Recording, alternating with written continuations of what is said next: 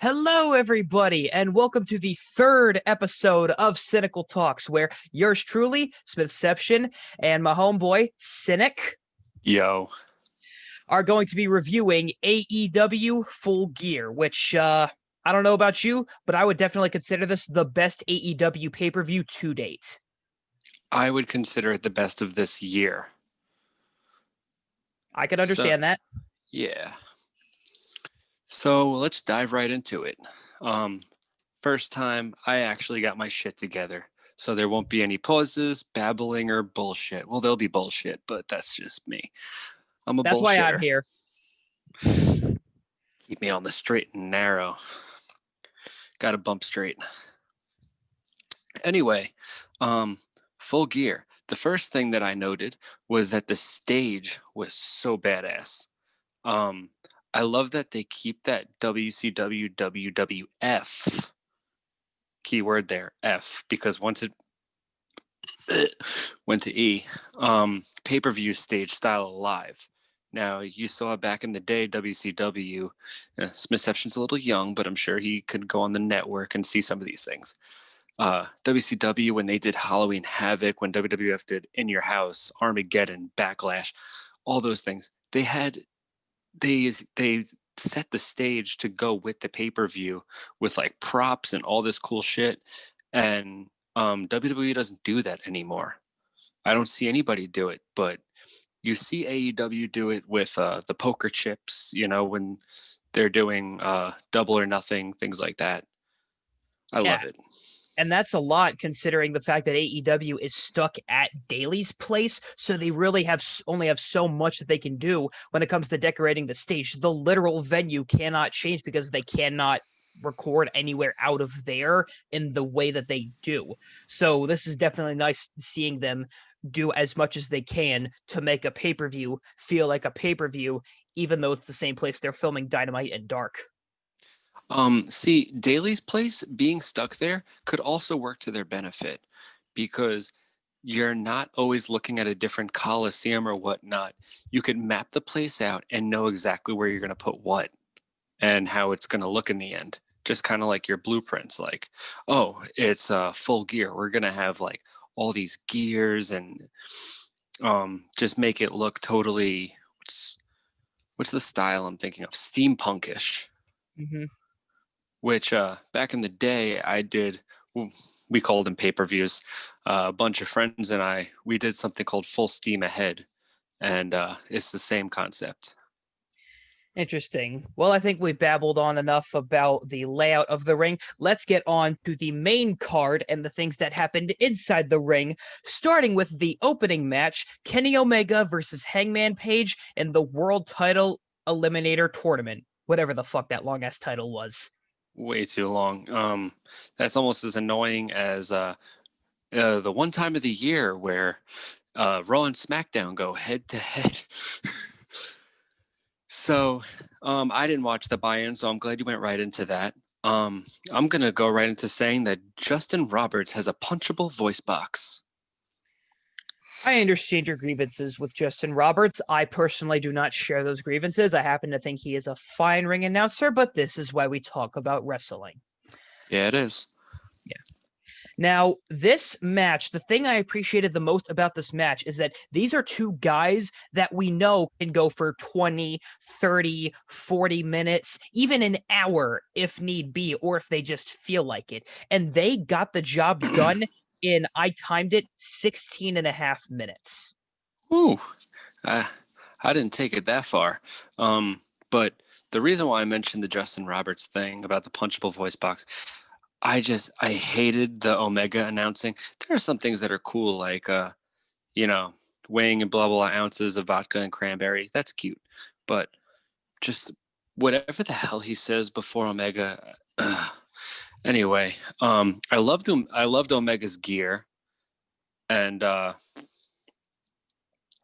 cleaning ladies are growing on me, I guess. Didn't realize that Hangman was 5-0.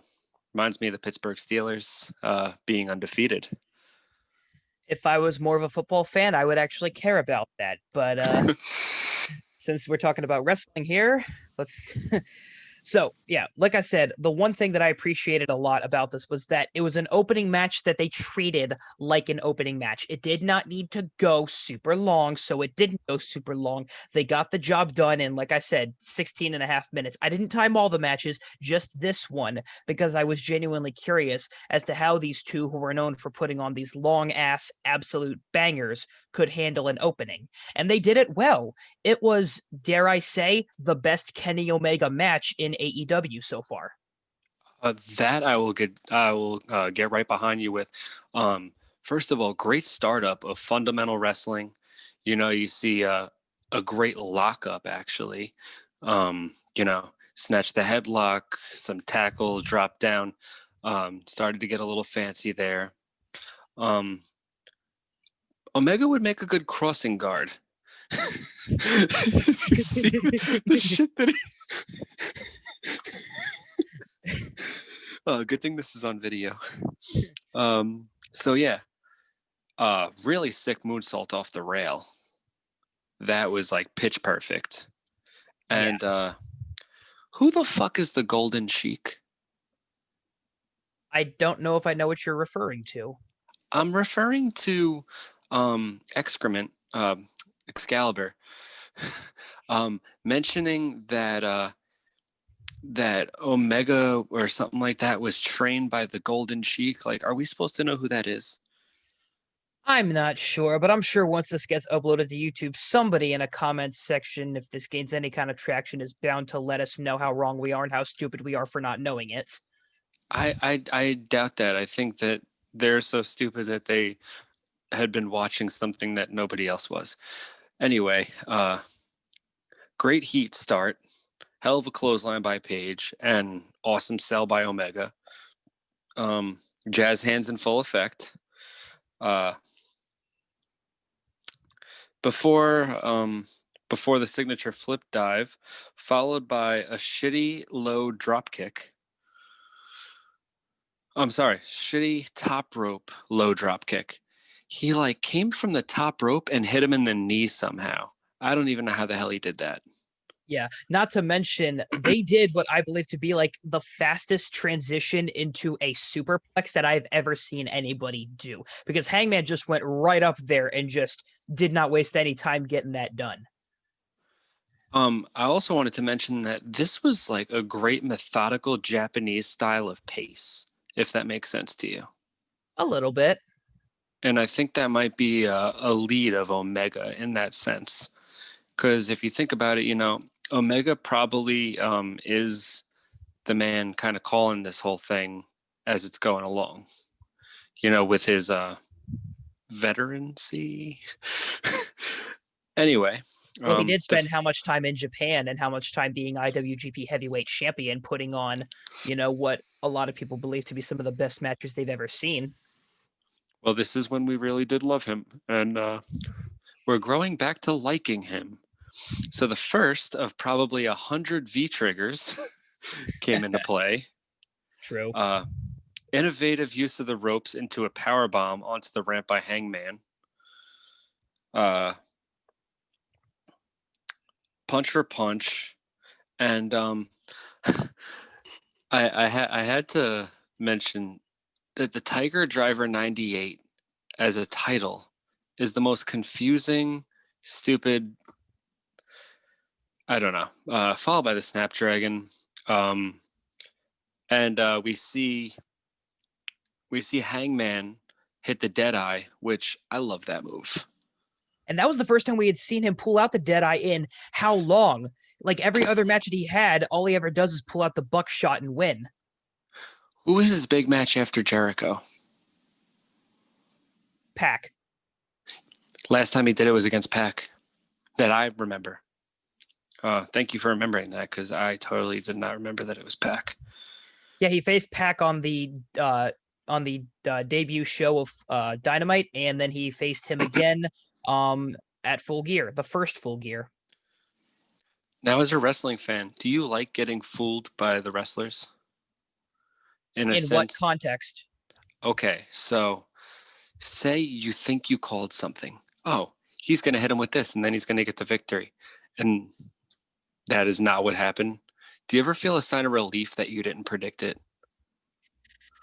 Sometimes I do, and sometimes I don't. The sense of predictability is sometimes good in a way that that's just how American wrestling psychology works. Like basic psychology in a way is, or at least an aspect of it, is knowing when something is going to be a finish and then having the satisfaction of like knowing that the thing that you always believed to be consistently true because you've seen it how many times is like still true. Now there is such a thing as like being too predictable, but I feel like when it comes to how they handled this match and especially how they handled that finish, that sense of predictability made it a really great match.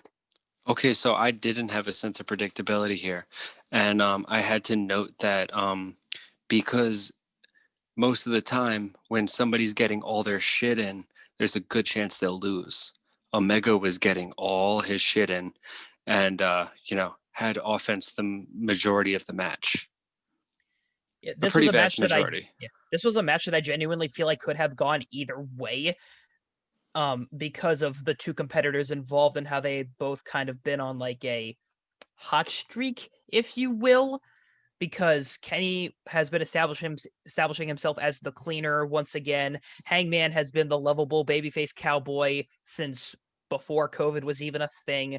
So I genuinely did not know what direction this was going to go. I thought it was going to go towards Hangman. I thought we saw Kenny get everything that he could in, and something was going to happen with this one-winged angel, where it was going to get reversed, and we would have saw some kind of buckshot lariat or something. But then there was three more V triggers on my account, and of course we know the one-winged angel, 1, 2, 3. Psychology was pretty weird there. Yeah, I guess it was like a little bit, but it kind of made sense in the way that the One Winged Angel is like one of two finishers in AEW that I can think of off the top of my head that actually are finishes. The other one being the Judas effect. So at the bottom here, I wanted to try and do this tonight. I wanted to try to establish tonight um, where we can have our own spin on rating, as far as instead of stars, we kind of have a SiNiCole thing. These are 3 ideas that I came up with. I wanted to see what you like the best. You ready? Let's hear it. 1, tokens. Tokens. Tokens. Um, Probably in a sense of doing them by like 10, so maybe like 10 to 50, 10 tokens, 20 tokens. That wasn't my favorite necessarily, but it was something that just kind of popped into my head. Well, this is all new to me, so let's hear the other ones. Metal horns. Yeah. How many metal horns are you going to give that one?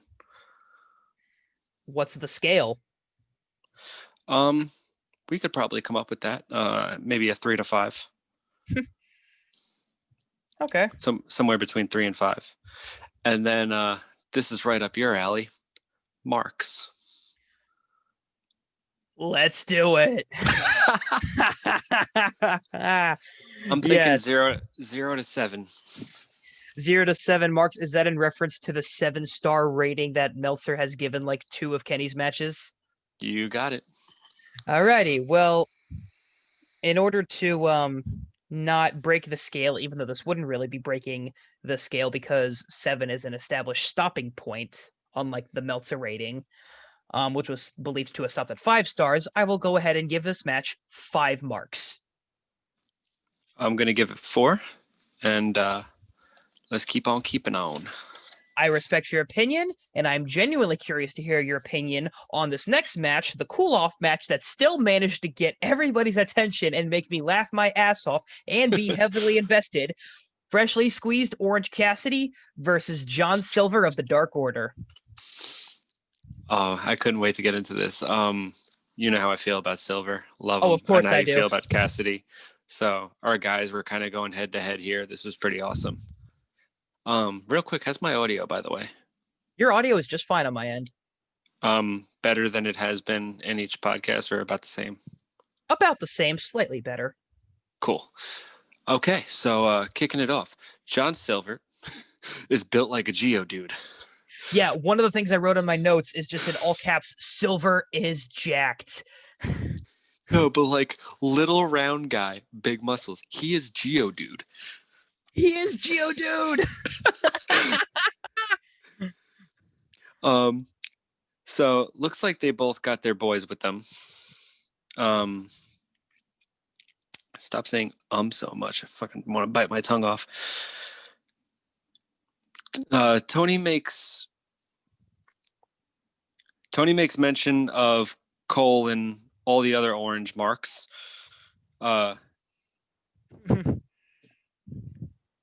Dressed like him for Halloween. Oh, I'm sorry. This is me making fun of you. I wrote the first two matches in the dark. So Tony makes mention of Cole and all the other orange marks dressed like him for Halloween. Oh, is that right? I'm just kidding. I know that's exactly what happened. I watched it too. So boom, it's a taunt off.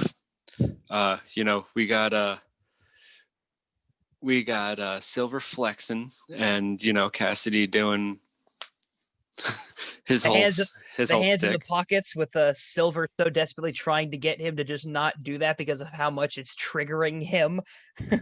And then one thing I wrote, which is a reference to one of the opening spots they did, angry face thumbs up, in which he drags him down and he looks like he's about to put him in some kind of rest hold, but he just does this, and you see Silver with just the angriest look on his face. But it's the funniest, angriest look. And I had to say that this was looking like the start of a fun feel indie match, which in this situation I'm not saying that is a bad thing. I'm just saying, picture being at an indie match. This is kind of the way they pop the crowd a lot. It's not inherently a bad thing, at least in my opinion, it's not. But there is definitely a way to do it right and a way to do it wrong, and these guys did it so right. So, the shin kicks. Oh. And Silver even being like, this doesn't work. Why do you even try? Here we go. Silver ripped the pockets off of my little dog pockets. Of course he did. That popped me so fucking hard, and I know it got you too. It did. Hey, if you can't have your strongest asset as a comedy wrestler, which is a jam-packed live audience, you do what you can, and they did what they can. You play off of the gimmick. Yeah. Powerhouse vibes from Silver. And he was definitely getting that spotlight right there.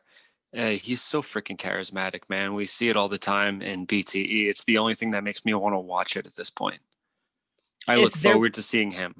If there were live crowds, he would be the most over person in the Dark Order every single Wednesday. If he was given enough, and this is the start of him getting something, he in maybe months' time could be more over than Cassidy. It is very possible. The last thing that I mentioned in my notes was that this is in reference to how I felt the match was. I felt like this was a very well worked wrestling match that sprinkled comedy into there and just the right amount. So I called it an ice cream sundae with comedy match sprinkled in and a cherry on top. And that cherry is all of John Silver's personality. With a little bit of orange drizzle. So great comeback by Orange. One-handed gorilla press by Silver. Can we talk about that? Yes, because I was more impressed with that than most other things that happened. I'm literally trying to think of a time where I saw a big 6'5" ripped guy did that. Maybe I saw Chris Masters do it once, but I don't think I've ever really seen that much. It was unique and really cool. It was really unique because you don't ever see anybody, especially of John Silver's stature, pulling that off. So, they keep going, and you see the least intimidating cutthroat taunt I have ever seen in my life by Orange Cassidy. Would you expect anything less of him? No, it was perfectly him. Um, Chris Benoit is, eh, you can't really, he can't judge anybody. Anyway, lots of innovating moves from both. Superman punch, I'm beginning to call this. It's just the stupid Superman punch. And Except the it's the orange punch. so beach bum. What's that finisher called? I actually missed what the name of the finisher was, but I do know what you're talking about. Has the word beach in it, but Cassidy took the pinfall with that, and shocked there was no outside interference. Just to bring that up really quick. Yeah, I was shocked too. I was like kind of expecting that because that's what happens in every Dark Order match, but no, they actually let Cassidy and Silver have their match. You thought even if they didn't get involved with the superstars in the ring, they would have gotten involved with each other at the very least, and that didn't even happen. No, it didn't happen. And if I recall correctly, that didn't even happen in the John Moxley Brody Lee match. The world title match that happened at Double or Nothing. That match just happened between the two of them. Yeah. So we're gonna move on to what might have been one of my top two favorite matches of the entire night. Oh, Sorry. absolutely. Let's back up real quick to our marks. Oh, right. How many marks you given this one?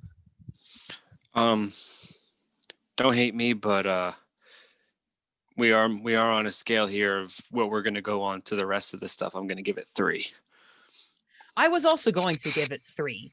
Very well placed in the card for what it is supposed to be, but at the end of the day, we all know what it's supposed to be, and I'm not going to rank it as high as something that genuinely brought like eyes to the product or was genuinely a great match. So I'm giving it 3 as well. All righty then. Okay. All right, the next match on the card, which, as Cynic just said, might be people's top two's matches on the card, was Darby Allin versus the American Nightmare, Cody Rhodes. Rhodes for the TNT Championship. Welcome back, Mr. Rhodes. Fuck you, WWE, for being so low and scummy to do some shit like that and not let him have his last name in wrestling. What are they going to do? Unveil a new character in WWE called Cody Rhodes? They would never. No, it would be like,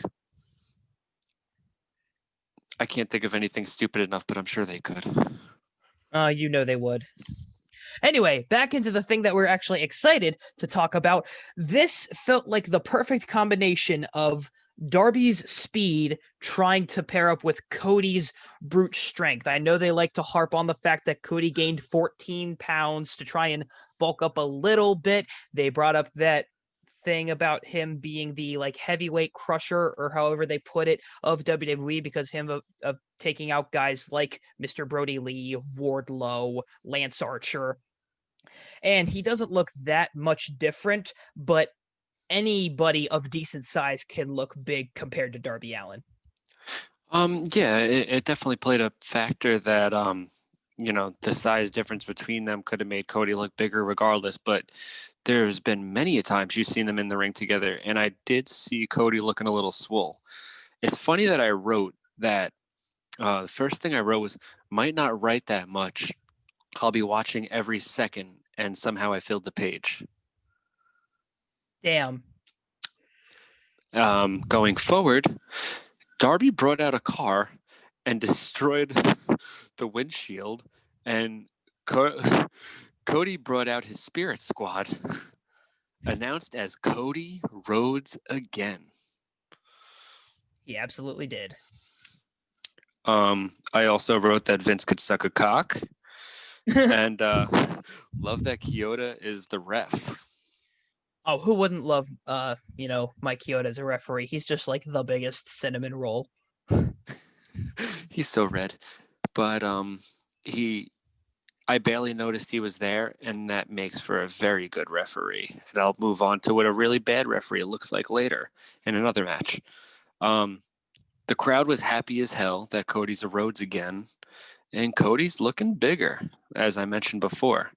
It felt like a standard power versus speed match.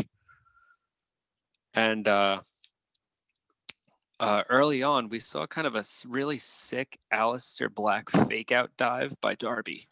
You catch that? I don't believe I did. So, as you But if know, I when did, I don't remember it. okay, this is why I noted it because like it really just kind of took me by surprise. You see where Aleister Black will kind of fake a dive and he'll do almost like a lion salt and land on his feet. Yeah. Well, he did that and then he did the dive directly after. And I was just like, it's kind of when you move back 3 feet in your chair, you know?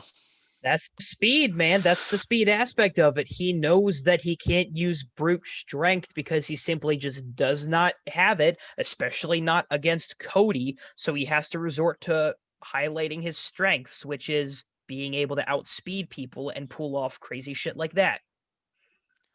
So after that, I was kind of like, oh shit, Cody just broke Darby's back. Yeah.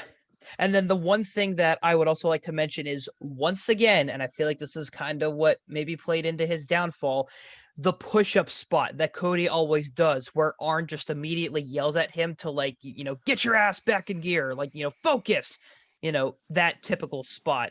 I thought it was going to get annoying, but I feel like at this point, you just kind of have to accept it as Cody's repertoire of how he's able to play a tweener. Name anybody else but Scott Steiner that's ever worked for.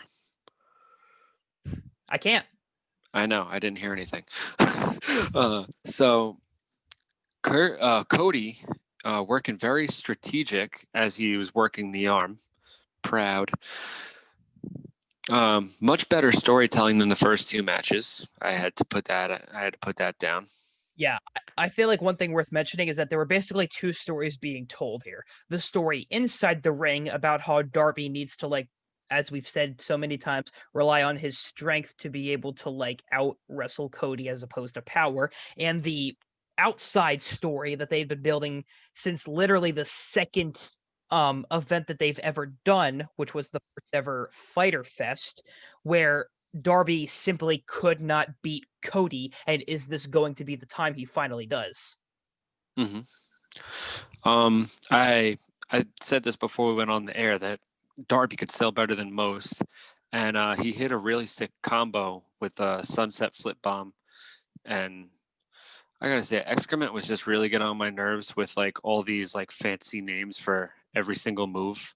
Like, just call it what the fuck it is, and if that person didn't invent it or they're not the only one that does it, just call it a sunset flip bomb or what is it, a code red? Kind of like your Coronet style fantasy names, such as Excrement for Excalibur. Sometimes I like him, sometimes I don't. I don't completely hate the guy. Did you ever see Ace Ventura When Nature Calls?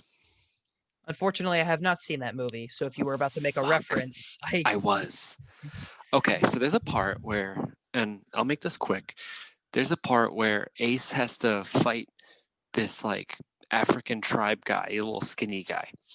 And he throws a punch and the guy catches in his mouth, biting his knuckle.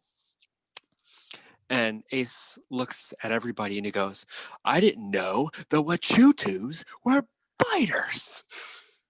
Well, I didn't know. Who bit who? I don't even remember. I think Darby bit Cody. Sounds like something he would do.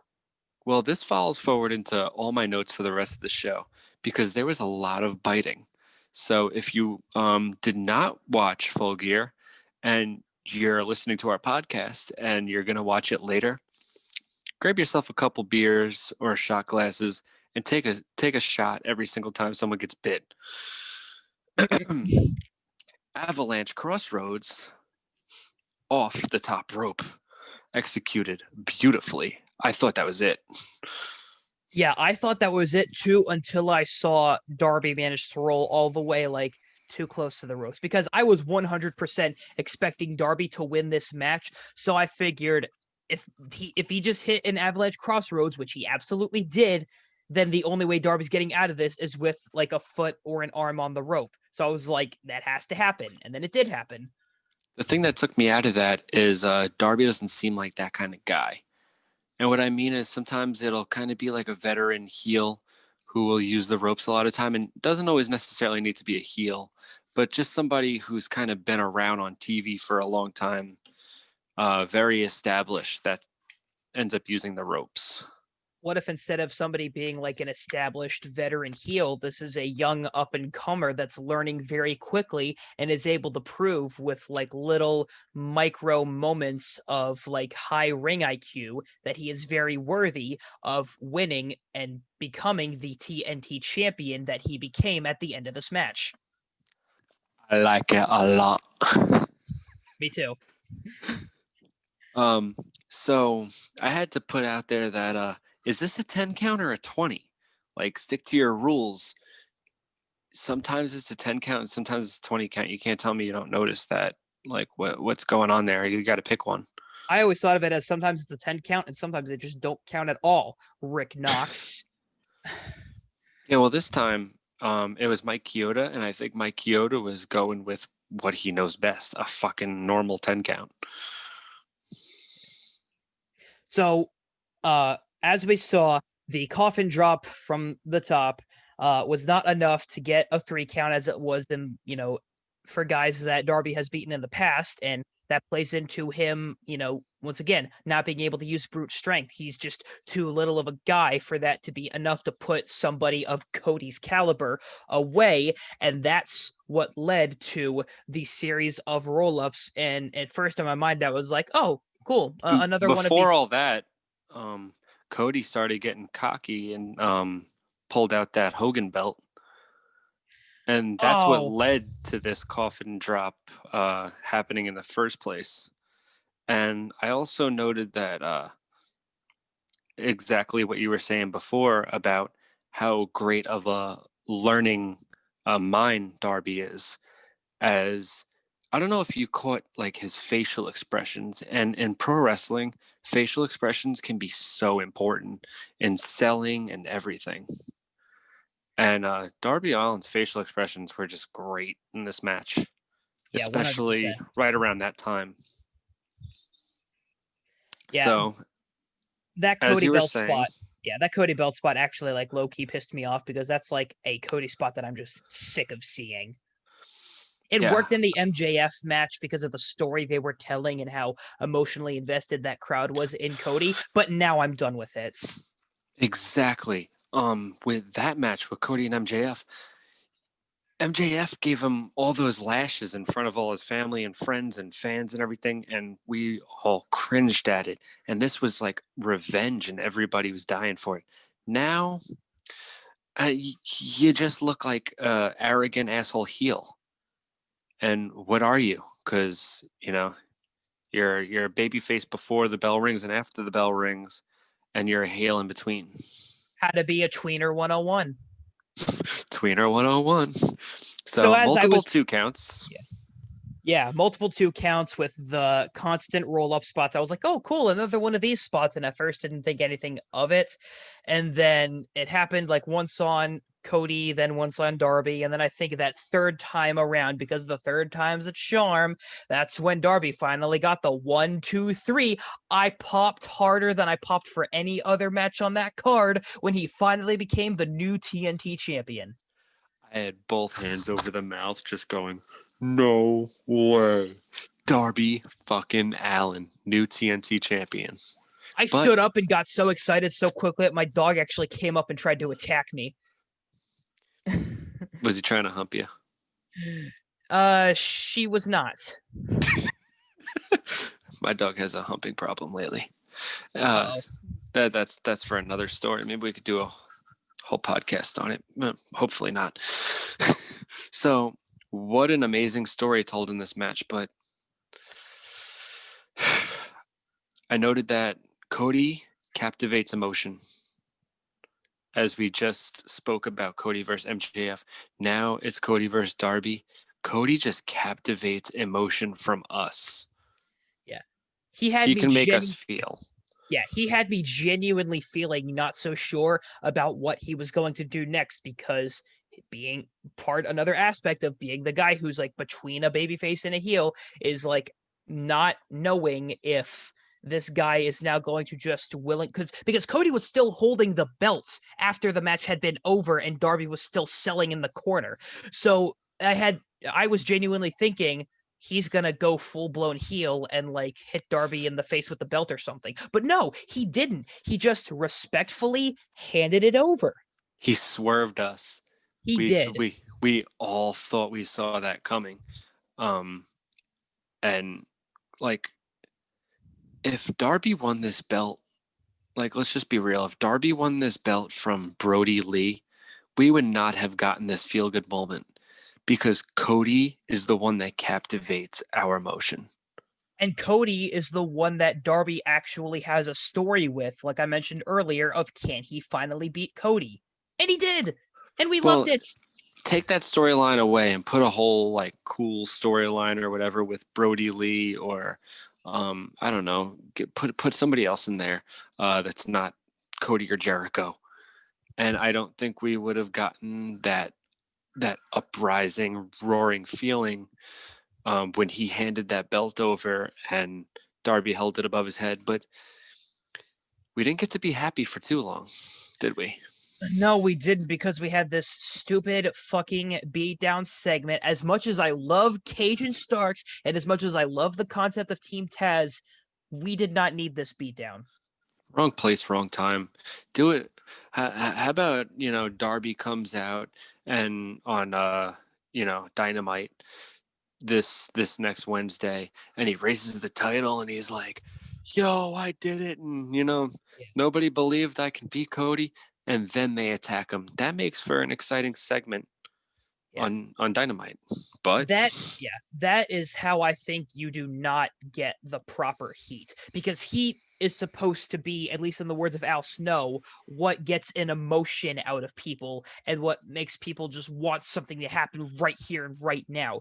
You don't get that feeling in a post-match beatdown where it's 2-on-1 and Darby had already been feuding with Team Taz for like a month and has a win over Ricky Starks already. And now we talk about the tug of war. The tug of war of the TNT Championship between Team Taz. And I had to say that this felt like it was foreshadowing the breakup of Team Taz. And I'm actually pretty happy about it because I want to see Ricky Starks go up by himself. Yeah. He doesn't need anybody. Yeah, no, he really doesn't. And as much as I would say it's too early to break up this team, you can't get divorced if you're not even married yet. If that's what it takes for Ricky Starks to eventually get this push and become the top star in the company that I certainly want him to be, so be it. Tell that to the Death Triangle. Ooh. Ooh. So anyway, I actually thought that this, arm in the corridor thing, like, was just gonna fully happen. And it would have been fucked up if he broke his arm and he had to vacate the title. And like I had all these things in my mind. And then comes Mr. Knight in Shining Armor, big brolic Will Hobbs. Willpower, baby. Yeah, I love how much they're actually like giving Will Hobbs a spotlight. As Jericho said, they give everybody a chance to get over, and Will Hobbs is certainly getting his opportunities, even as little as they are as this one, and knocking him out of the park. After that happened, this doesn't even really need to be mentioned. It's not really that important. But Marshall and Dustin did a stupid promo about the butcher, the baker, and the candlestick maker. Now I wrote that as QT was talking. However, then Dustin took over and he made that promo badass and just proved that like I've been around for a very long time. You can't talk for shit, and I can. So let me do all the talking, Mr. Marshall. Yeah, it definitely did take Dustin Rhodes, an established veteran worker and good talker, to convince me to buy into this bunkhouse match. Overall, I give it 6 marks. I would also, you know what? I'm giving it 6. I was gonna go 6.5, but that's too much. I'm going 6. That's right. I'm thinking we cut out the halves. Yeah, no halves. Just whole numbers. Yeah. So after the TNT title match, we then had the AEW Women's World Championship match. Hikaru Shida versus Nyla Rose being brought to the ring with the biggest and baddest of all, like, worst possible managers and biggest heat drawers, Vicky Guerrero. This is my happy face. Not. Abaddon should have been in this match. You gonna talk about her windpipe? Fuck you. Don't even get me. I'm emotional about this. Anyway, Nyla looked weak as fuck early on in this match. Yeah, she kind of did. Like, Vicky was doing more damage than Nyla, and she's the manager. Yeah, the only thing that Nyla really had going for her was her, like, beating down on the leg. Like, I did appreciate, like, the working of the knee, because that's what Sheeta needs to do her finisher, and Nyla was already teasing that by, like, whipping that out in a match that she had while Sheeta was watching from the sidelines. I thought it was very Finley of Nyla using the ring frame to start working the leg and goes on. We always see, like, Fit Finley kind of back when he was wrestling. He just used parts of the ring that nobody used in a way that nobody ever used them. And the way she did that leg lock with the ring frame was really cool and unique. It was probably my favorite part of the match. Yeah, that shit what does that actually say? Well, that shit actually made me, like, almost kind of cringe, because I was like, that shit actually looks like it would hurt if you got it, like, caught in there. Like, you're actually making me feel like Sheeta's not going to be able to get her finish out, and that's what's going to cause Nyla to win. That didn't happen, but they put that impression on me, and that's what's important. Yeah, you ever watch a horror movie and you see someone get stabbed in the stomach, and just for that reason you grab your stomach? Yeah, that guttural feeling. Or, like, when you see somebody get kicked in the balls and then you just immediately feel, like, secondhand pain, even though nothing happens to you. Secondhand pain is a really good way of putting it. Yeah. So I wrote that I'm caring less by the minute, and it's not Sheeta's fault. Now, this is not Sheeta's fault at all. It has to simply do with the fact that the women's division is not only the worst booked division in AEW, it's probably the worst booked division in all mainstream wrestling promotions right now. Mm-hmm. But that's been true since almost the start, unfortunately. The one thing that I wrote was that I didn't care for the shenanigans outside of the ring, because it just felt like a Jon Moxley match where they always has to go outside from the start, not to knock on Moxley, but that's just the impression that I got. But the chemistry between Nyla and Sheeta is immaculate, because we've seen these two work before, and it just felt like they really knew how to work with each other. Sheeta's kind of starting to feel a little one-trick pony-ish with this setting up the chair and doing the knee off the chair. It's kind of starting to get old. I think she needs to stop doing that. I might have wrote some of this in the dark too. Oh yeah. So Nyla fingers Sheeta and sits on her. Giggity. I had to make sure that actually was what I wrote down.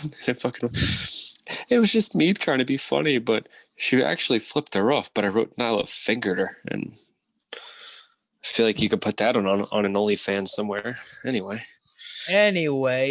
yeah. So, I can't say I was too big of a fan of, like, the manager bump on the outside with Vicky getting taken down, but that was what it took to eventually get to that finish, which was hold on. Let me tell you something that I wasn't a fucking fan of, and this really pissed me off. Uh-oh. It was Shida superplexing Nyla off the top rope.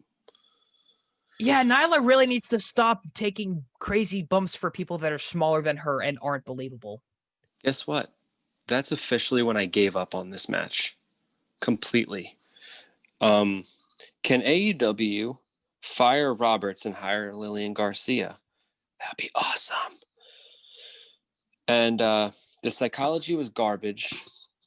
And back to Dark Nyla. Oh, back to Dark Nyla. Bye. Oh, That's what I meant. That's what you meant by that. Like literally back to, okay. Yeah. Well, at least It's all at least coming back to me. At least we did get that like somewhat like good finish with Sheeta just like knee into the face, because that's what she has to do. It actually made Nyla Rose feel like a monster that Sheeta just has to keep taking strikes at in order to like actually beat. And this win felt believable because it happened in a traditional match as opposed to the original way she won it, which was in a no holds barred. Oh, Nyla is supposed to live up to her name and be the native beast. You think fucking, I don't know, you think Shawn Michaels would just, beat the crap out of Kamala an entire match? Or do you think he would be making comebacks and fighting for his life and eventually hit him with a super kick and, barely pull off the win? They're kind of from two different eras, but you catch my drift. Yeah, I do kind of catch your drift. And then the one thing that also kind of pissed me off, like at the end, the most was the angle they were trying to build with Vicky, like slapping Nyla in the face and just walking off. Like, why is the native beast afraid of Vicky Guerrero? Did you think that she was going to beat the living shit out of Vicky right there? Yeah, So did did. I. Yeah. Now, I fast forward the whole rest of this match after the superplex and literally had to rewind back to the actual 1, 2, 3 and what happened after, because that's how much I hated it. But well, enough talking about rewinding. How about we fast forward to what was my absolute favorite match on this entire card, the AEW World Tag Team Title match. It seems like you want to stop me. yeah, I do, because we're gonna rate this, and I give this 0 marks. I give it 2. Okay. I needed to get it out there that this will probably be my only 0 that I ever give out. Yeah, I'm still giving it a 2 because I appreciate Sheeta and Nyla as workers, and I still love Sheeta regardless of what happened in this match. So I'm giving it 2 marks. But one thing that is definitely getting more than 2 marks is the AEW World Tag Team Championship match, FTR versus the Young Bucks. How many years in the making was this, and how much did they absolutely live up to the hype? This match was phenomenal. This might be what beats Cody versus Darby for me. For me, absolutely it does. So another one, except actually this was true.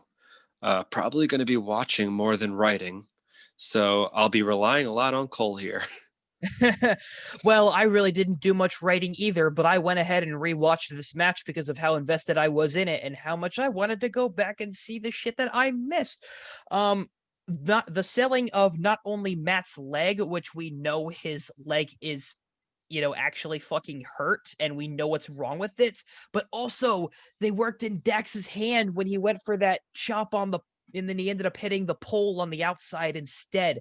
And then they were like working that, which kind of hindered the amount of actual tag team work that was being done, or that we probably would have expected to see done, because both teams had a member that were working an injury. And speaking of teams, we kind of took a real little interesting NBA twist on here, which I didn't expect FTR to do something like that. But we saw the Lakers colors versus the Celtics colors, and it was mentioned. Also, I don't know what it is about the Bucks and if they got him in their pocket or something, because he's the only one who deals with their psychology. But we've got the Tim Burton creation ref calling the match. He really does look like a Tim Burton ghost, doesn't he? Yeah. Oh, Rick Knox, how we love to ridicule you. So, theory. Are they working?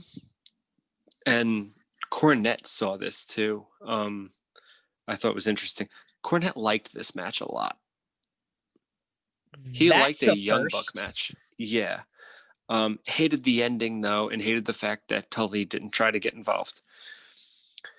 So That's are because they he was work? a man. That's because he's a manager that used to like get involved when he shouldn't have. Of course, and he was pretty damn good at it.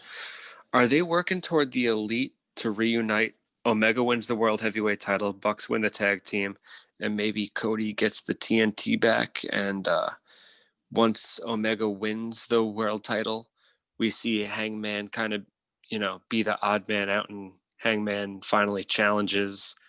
And maybe we finally see that transitional champion where Hangman wasn't ready at the beginning when he faced Jericho, but he's ready now, and he's going to clean up his act and stop being an alcoholic, and maybe it'll be like a little montage for it or something.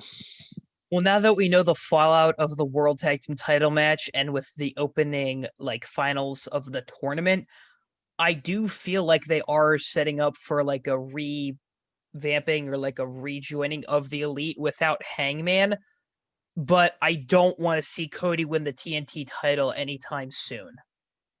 No, but it seems like they wanted to wait a full year before all the executive vice presidents go ahead and scoop up all the gold, and the Elite is on top of AEW.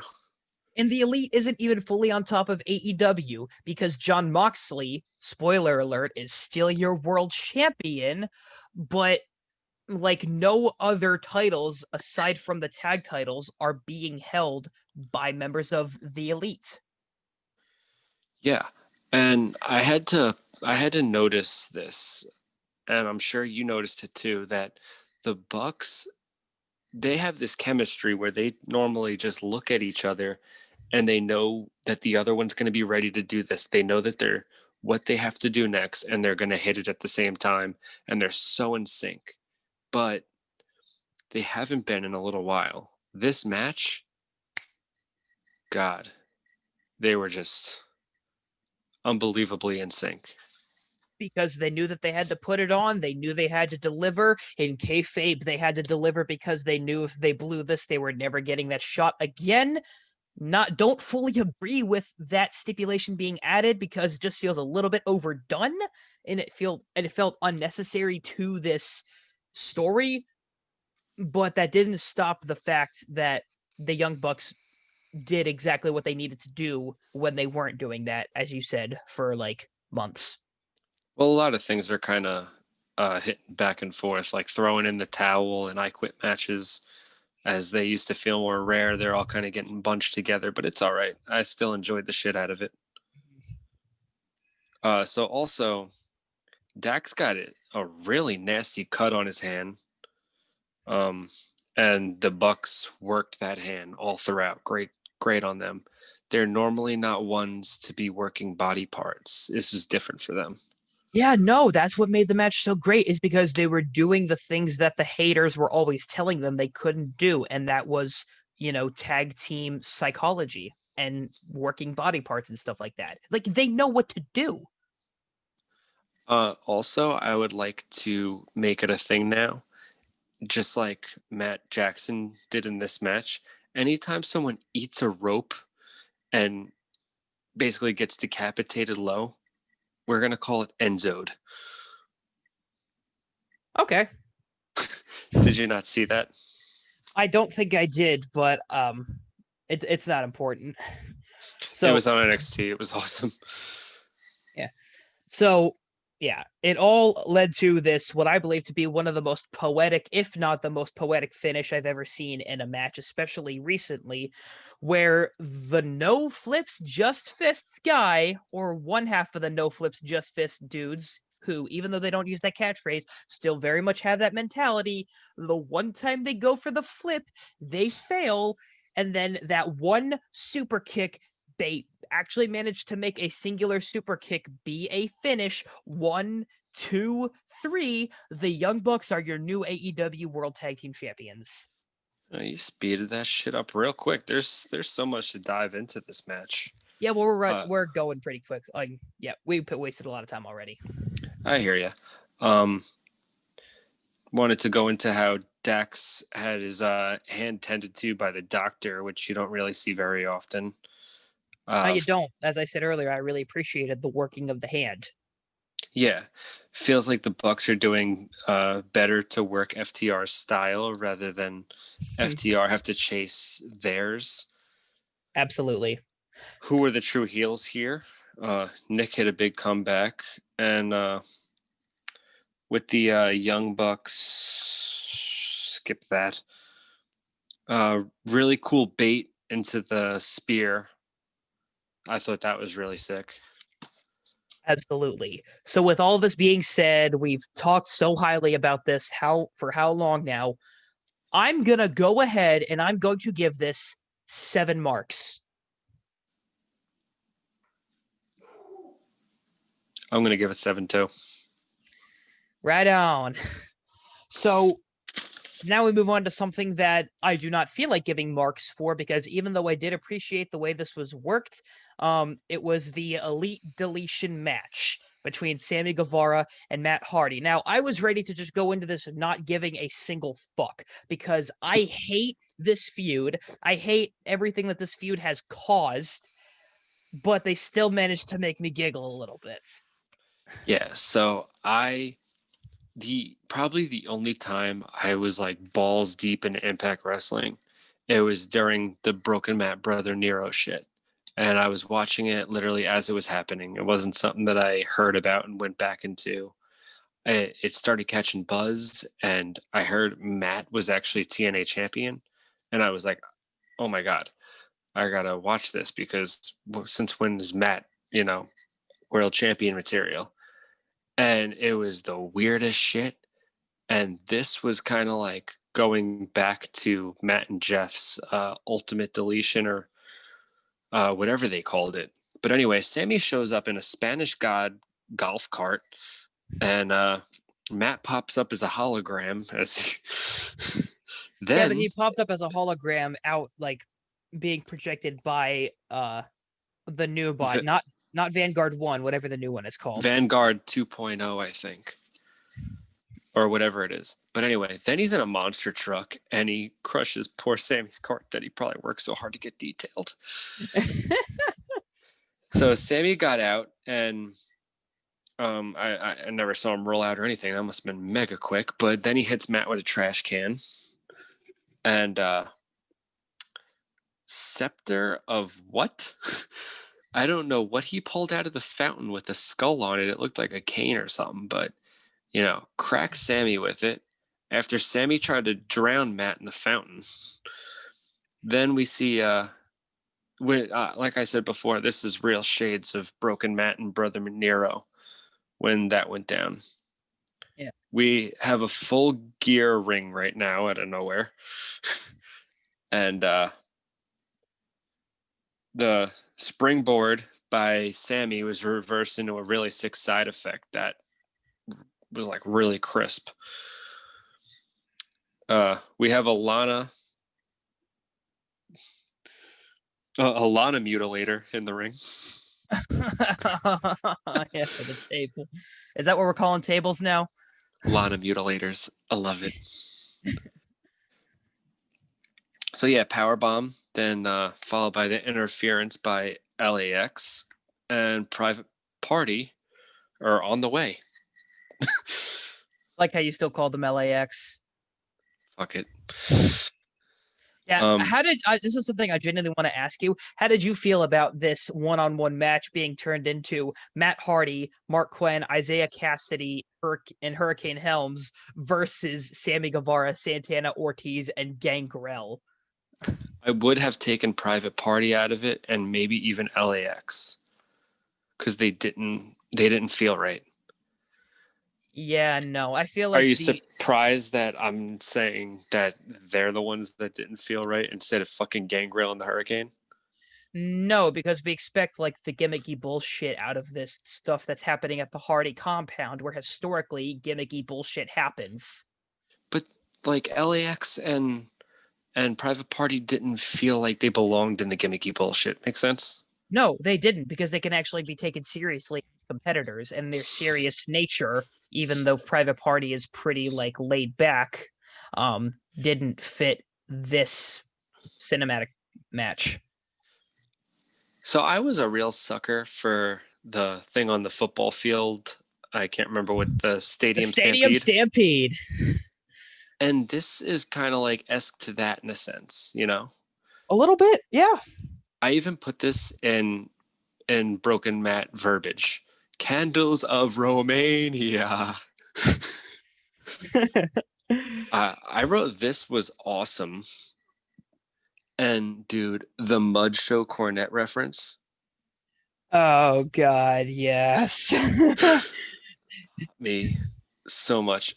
So then we see Hurricane. Then that creepy voice turns out to be Gangrel having Hurricane hostage. That was awesome. Yeah. Then you got the Lake of Reincarnation, which turned him back into Gregory Helms, the reporter. And he goes and asks a question. Like a reporter question. It was so great. Yet another iteration of a character being or somebody attempting to drown them, and then they come back up as a completely different character. Mm-hmm. Except this time it wasn't Matt Hardy. So by my count, this is the third bite tonight. And there's so much biting, and somehow it's everyone but the guy with the vampire gimmick. What the fuck? Yeah, how does that work? I don't know. Yeah. So this was my logic. Kayfabe, and you're gonna kick me because I argued my ass off with you about this on the other side of this, but I said kayfabe is 12 feet under anyway. And this was when Matt said, I left that company and had to finish the storyline. Yeah.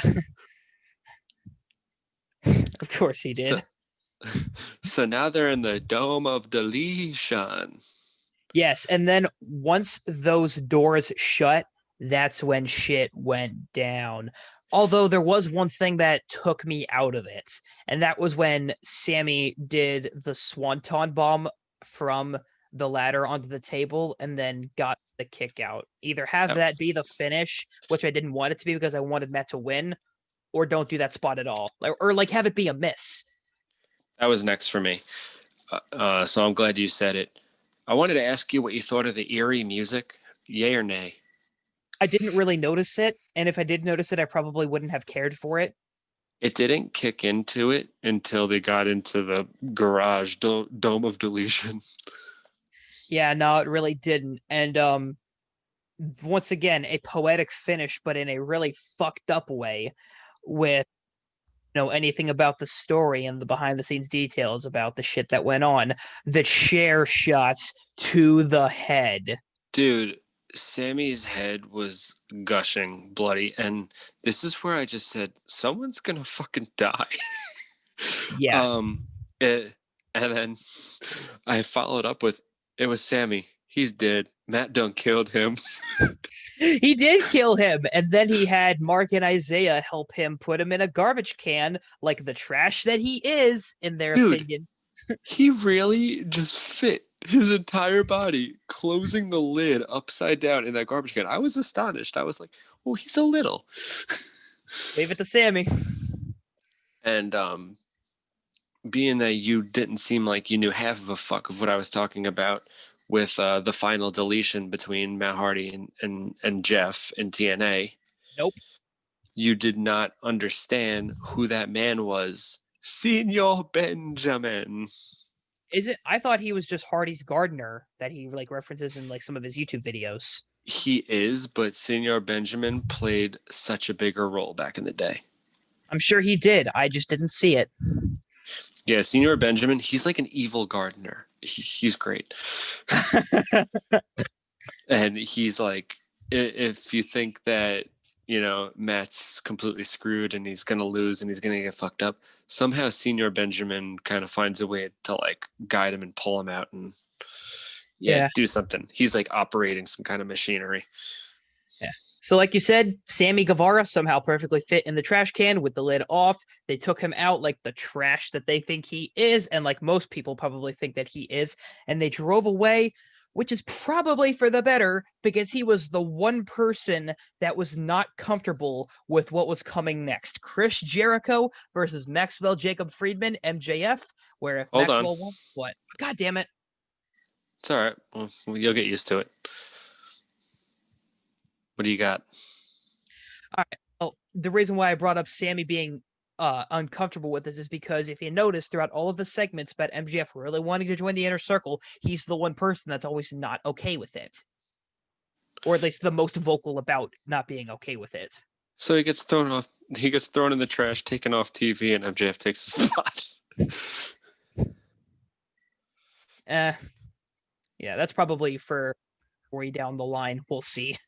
It's gonna be like 9 weeks, and Jericho's gonna go 4, 5. Guys, where's Sammy? Oh, they threw him in the trash. All right. Yeah. So how many?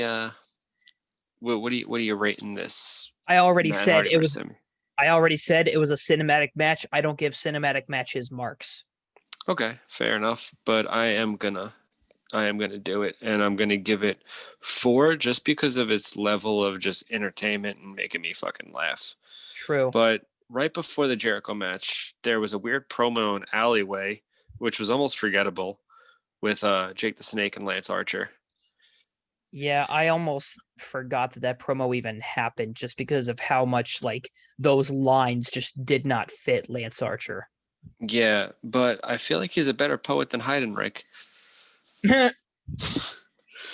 So yeah, on to if MJF wins, he's in the inner circle against Chris Jericho. Hey, MJF said that he was going to try his damnedest and pull out everything that he could to win this match. And he did try everything. He did all of the things that Jericho was like low-key wanting him to do because like the head games, as far as wearing a light up robe in Jericho's pose. Oh my God, I loved that shit. That was great. And Jericho's jacket was metal as fuck. Like I loved his jacket. That was different than what he wore as the Painmaker. It was like more badass. Yeah. There wasn't anything like super crazy that happened like spot wise in this match. It was just like two heels knowing how to be heels. We know Jericho and what he's capable of. We know how good MJF is for his age. Jericho can't seem to put the dude over enough. And I actually put out there. I actually wrote in the notes, currently singing Judas, please hold. Currently singing Judas, please hold. God damn it. Yeah, they do that every single time, and I love it. I don't know if you noticed this. I particularly didn't really wrap my head around it until this match, but this real crowd is so loud, and it just made me so happy. Like this was the real crowd, not the people on the floor, not the wrestlers and staff. Yeah, no, the people sitting behind the hard cam that still somehow managed to like sound like a solid crowd despite being, like I said, behind the hard cam in an open air arena where the air can just go anywhere. And all with masks over their face. Yes. Like they were feeling that. Yeah. So MJF tried to shake Jericho's hand. Nope. Slap and brawl. Yep. They brawled and they brawled and they brawled. I'm sure you have notes about how well they brawled. Well, I did say that MJF's dive fake out really popped. Like he acted like he was going to dive and he's like, fuck out of here. As it always does. The first time I ever saw him do that was in his all-in match against Matt Cross where he looks like he's about to do it. He just turns around and he goes, I don't need to flip to get over. My main man, Son of Havoc. Love him. So another one, and you've seen The Rock do this back in the Attitude Era, but Jericho takes the camera from the cameraman and flips off MJF. Just that quick second. It was funny. Yeah, he did that back in the first ever in his first ever match in AEW against Kenny Omega. I was like, damn, he's doing it again. Oh yeah, he did do that. I also had to make mention, as we were kind of talking about referees a little bit, that I love it when Aubrey Edwards referees Jericho's matches. I'm sure he specifically asks for her every time because those two just work so well together. The babyface ref So well. and heel dynamic. I love when she just throws out the "Don't you touch me." So, stories are told in and out of the ring, of course. And the story that was being told in the actual match was that MJF was going to neutralize the Judas effect, and that doing so would give MJF full advantage. So, but in the end, that's not even really what happened because sure, he was working the arm quite a bit, and Jericho did get kind of hurt by doing a Judas effect onto the pole on the outside. And sure, he did have him in a salt to the earth at one point, but Jericho got to the rope, and then the finish didn't even have anything to do with the arm. yeah, because he couldn't even feel like he could use it anymore. Yeah. All I could say is MJF came with a game plan and he executed it to perfection. Oh, and wait. What? More biting. MJF bit Jericho. Does that make should bite be a number drinking 4? game. That does make bite number 4. It should be a drinking game. Yeah. And Jericho pulling out some of his old stuff because MJF, he kind of studied his current moveset, but he brought out his old shit. Like we saw a Frankensteiner and a double axe handle, which I don't see anybody do anymore except for Velveteen Dream. Anyway, do you have any final thoughts before I talk about the finish? Yeah.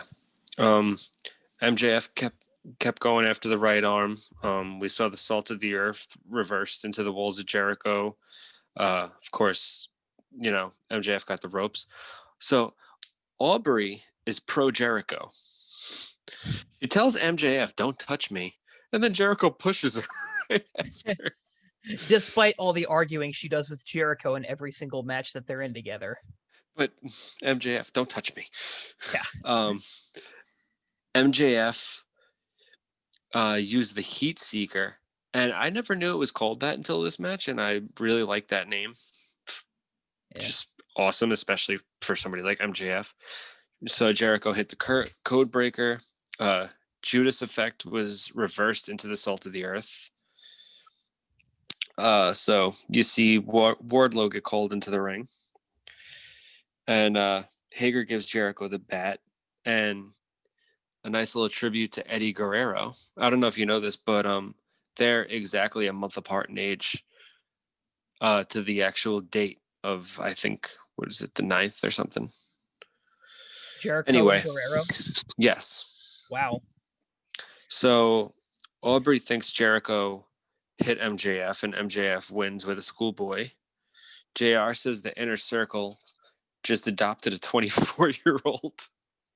That's funny. Yeah, that was right after that finish, which I thought was very creatively done with Aubrey kind of being distracted. You see MJF do the "come here," which is the signal for Wardlow to come out and try and give him the ring. He does give him the ring, and as Aubrey is trying to get Wardlow to get out of here, you got one of the members of the Inner Circle handing Jericho his bat, Floyd, the trusty bat, and then Floyd. That's when we see MJF just do the "fuck you" drop. and then as Aubrey's arguing with Jericho, that's when you get the roll up 1, 2, 3. Now, instead of playing Judas, you get the Inner Circle theme song. If you listen to the beginning of it, it really sounds like the theme for Evolution. I just noted that because I was hearing that. No significance, but listen to it next time and tell me if you kind of hear that. I'm not gonna hum it. Fuck it. I'll definitely take a listen to it at some point. This is 5 for me. I'm gonna go ahead and give this one 4 marks. All right. Yeah, 5 marks for me, and who was it? Somebody called Orange Cassidy Clementine. I thought that was funny. Yeah. And what the fuck is a bunkhouse match? Am I too young? I don't know either, man. But one thing I do know for certain is that in our main event match, we saw Eddie Kingston and Jon Moxley beat the ever-living shit out of each other. Ever-loving shit out of each other. Now, I told you that I had like this like serious attachment lately to Kingston, and I was investing like wholeheartedly in Kingston. I'm a huge Mox fan. It has nothing to do with that. It's just I wanted to see like that dream be chased 100%. Yeah.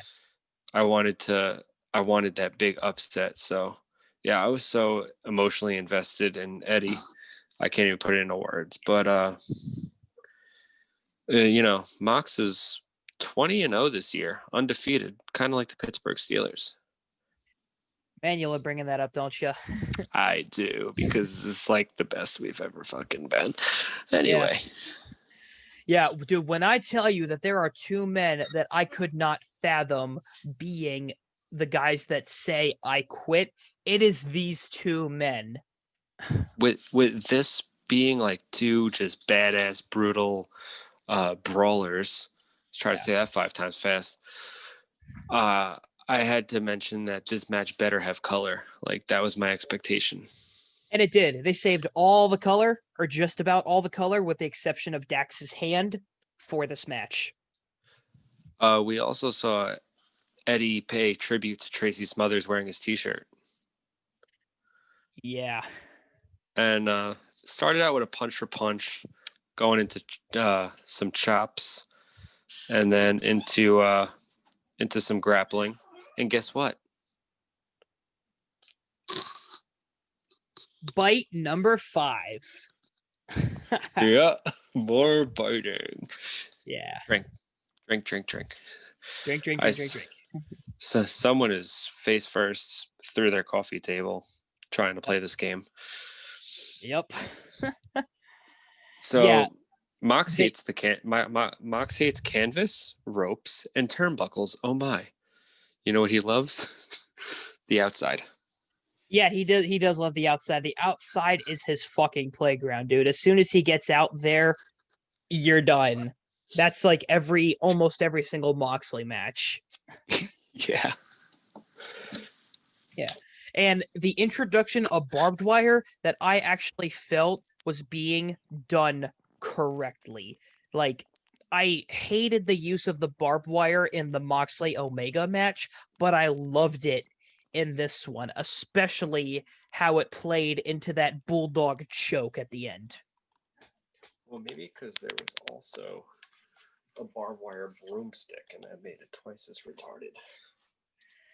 Yeah, I guess so.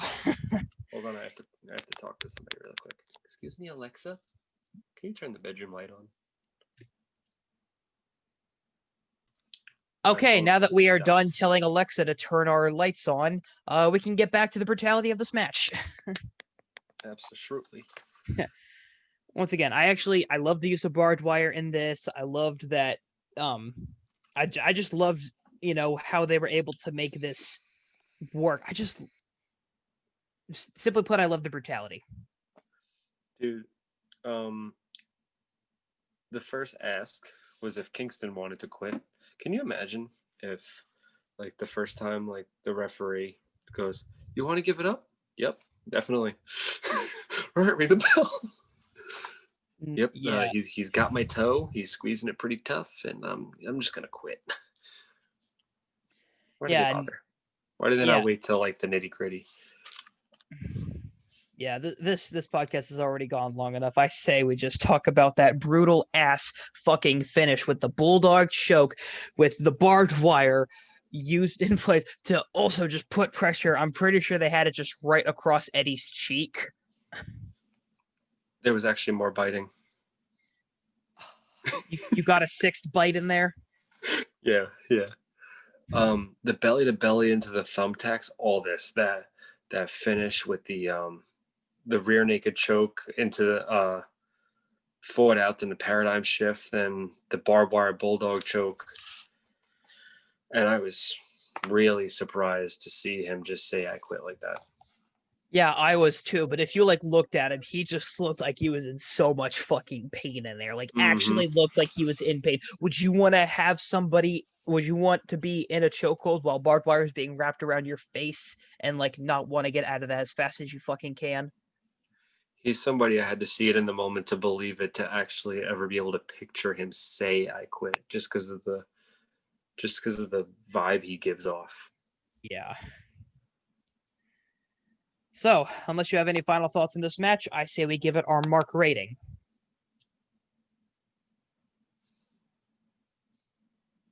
I'm between 5 and 6. What do you think? I can't decide between 4 or 5. I'm going to go 5.